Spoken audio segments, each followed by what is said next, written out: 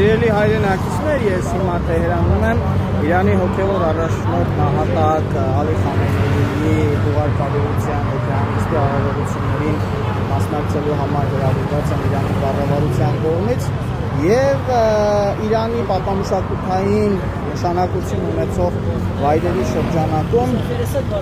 արտասահմանից ժամանած հյուրերին Իրանի կառավարությունը հրավիրում է մի շարք վայրեր, հրավիրել է, հիմա ես ձեզ ցույց կտամ եւ այդ կարևոր վայրերից մեկը Իրանի մետրոյի կայարաններից մեկն է, որը անվանակոչվել է ի պատիվ Սուրբ Մարիամ Աստվածածնի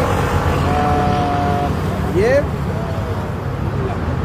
այստեղ դիմաց է նաեւ առաջնորդանից հայկական առաջնորդանից Սուրբ Սարգիս եկեղեցին է։ Տեսեք, սիրելի հայրենակիցներ, ահա այստեղ եւ Իրան ժամանած տարբեր պատվիրակությունների ներկայացուցիչներ, մշակույթի գործիչներ, լրագրողներ, քաղաքական գործիչներ եւ այլն, ահա այսպես ծանոթանում են նաեւ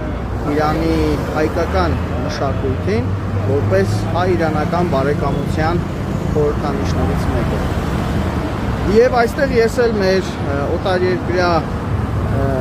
գործընկերներին, քաղաքական գործիչների, դիվանագետների եւ այլն ներկայացրի Արցախը։ Շատ զարմացած են օտարերկրացիները, մարդիկ, որոնք ընդհանրապես տեղյակ չեն